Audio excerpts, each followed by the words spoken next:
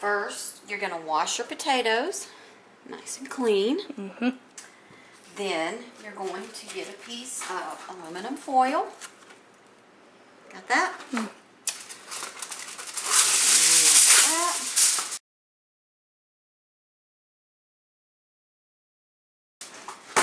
Then take your potato and you're going to job it. Watch your fingers. Like you're really mad at someone. This is EVOO. Just lather it for the crispiness.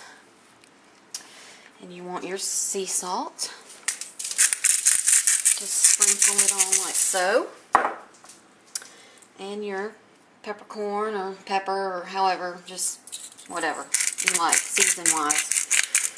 Makes it nice and crispy skin, very edible, which is what we like. Anything edible.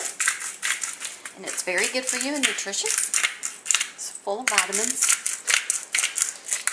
And then we're going to make a little envelope like so. Bake 400 about an hour. Stick a knife into them to check to see how tender they are to your liking.